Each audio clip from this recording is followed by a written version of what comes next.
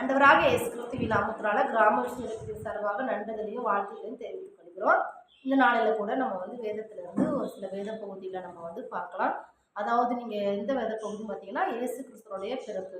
இயேசு கிறிஸ்துவோடைய பிறப்பு நீங்கள் பார்த்துக்கிட்டிங்கன்னா அவர் மனுஷகுமாரனா இந்த பூமிக்கு பிறந்தப்போ தான் அவருக்கு சோதனை வந்ததுன்னு சொல்லி அறிஞ்சிக்க முடியாதுங்க. ஏன்னா அவர் பிறக்கிறதுக்கு முன்னாடியே அவருக்கு பலவிதமான சோதனைகளை பிசாசானவன் இயேசுநாதருக்கு விரோதமாக எழுப்பி விட்டான். எப்படின்னு நீங்கள் கேட்டிங்கன்னு வச்சுக்கோங்களேன், கன்னி மரியாள் இடத்துல பிறக்க போகிற இயேசு கிறிஸ்துவை மரியாளுடைய வயிற்றில் கரு இருக்குது அப்படின்னு சொல்லி தெரிஞ்ச உடனே யோசேப்போட நிலைமை என்னன்னு நீங்கள் கேட்டிங்கன்னா, மரியாள் கூட சேர்ந்து வாழ்கிறதுக்கு அவருக்கு விருப்பம் இல்லை. அதாவது என்னென்னா நிச்சயிக்கப்பட்டிருந்ததுன்ட்டு சொல்லி இந்த வேதத்தில் நம்ம வாசிக்கிறோம். அதனால யோசேப்பு என்ன நினைச்சாருன்னா, நிச்சயத்துக்கு நமக்கு நிச்சயம் கல்யாணத்துக்கு முன்னாடியே மரியாள் கர்ப்பமாகிட்டாங்க. அதனால மரியாள் அவனுக்கு வேண்டான்னு சொல்லி அவங்க தள்ளி விடுறதுக்கு யோசனையாக இருந்தாங்க. அப்போ பிசாசு என்ன செஞ்சா, நீ அவளை தள்ளி விட்டுரு, அவனுக்கு வேண்டாம் அப்படின்ட்டு யோசேப்பை தூண்டும் போது யோசேப்பு அதுக்கு உடன்படுறதுக்கு போனான். ஆனால் அந்த இடத்துல ஆவியானவர் என்ன செய்கிறார் அப்படின்னா, யோசேப்பு கிட்ட பேசுகிறாரு. இந்த மாதிரி நீ என்ன செஞ்சிடாத, மரியாதை தள்ளி விட்டுறாத, அவளை நீ சேர்த்துக்கோ, ஐயப்படாத அப்படின்னு சொல்லி தரிசனத்தில் யோசேப்பிட்ட பேசும்போது யோசேப்பு அந்த சூழ்நிலையை நல்லா அறிஞ்சவர் என்ன செஞ்சிட்டாரு, மரியாதை தள்ளி விடல. அந்த இடத்துலையும் பிதாவாகிய தேவன் குமாரனாகிய இயேசு கிறிஸ்துவை கருவில் இருக்கும்போதே பாதுகாத்தாருங்க.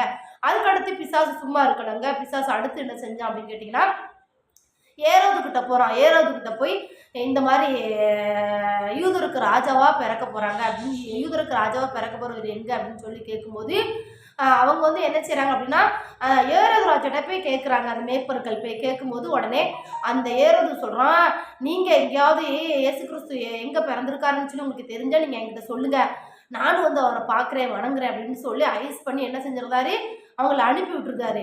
ஆனால் பிசாசு என்ன செய்யறான்னா, ஏரோதுல உள்ளத்தையும் தூண்டுறான். பிசாசு ஏரோதுல உள்ளத்துல என்ன தூண்டுறான், அவன் ராஜா, அந்த இயேசு என்ன செய்யக்கூடாது, ராஜாவா அந்த பூமிக்கு யூதருக்கு ராஜாவா வரக்கூடாது, உனக்கு ஆபத்து, உன் பதவிக்கு ஆபத்துன்னு சொல்லி ஏரோதோட இருதயத்தை தூண்டுறான்.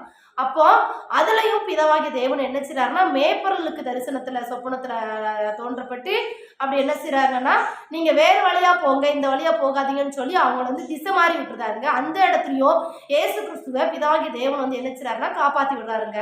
அதுக்கடுத்து நீங்க பாத்தீங்கன்னு வச்சுக்கோங்களேன், அதாவது நிறமான கற்பமா இருக்கிறாங்க மரியாள். அப்போ மரியாள் ஒரே இடத்துல இருந்தால் தான் பிரசவமாகிறதுக்கு ஈஸியாக இருக்குன்னு சொல்லுவாங்க. ஆனால் மரியாளோட வாழ்க்கையில் அப்படி இல்லைங்க.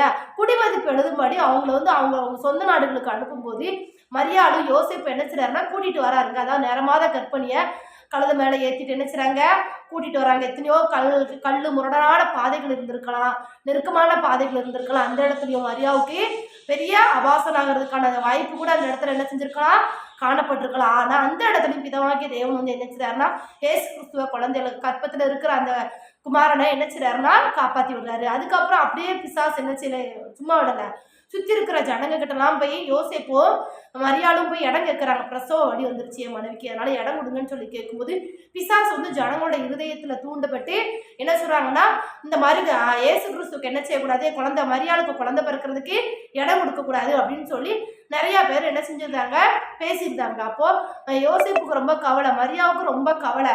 ஆனால் பிறக்கிறதுக்கு இடமே இல்லை. அதுலேயும் பிசாசு தடையை கொண்டு வந்தாங்க. ஆனால் அதுலேயும் குமாரனாகிய இயேசு பிதாவாகிய தேவன் என்ன செய்றாருன்னா, அந்த இடத்துலையும் இயேசு கிறிஸ்துவை காப்பாற்றுறத நம்ம பார்க்க முடியுது. எப்படின்னு பார்த்தீங்கன்னா, ஒரு மாட்டு தொழுவத்தில் என்ன செய்றாருன்னா பிறக்கிறதுக்கு ஆண்டவர் உதவி செய்கிறாருங்க.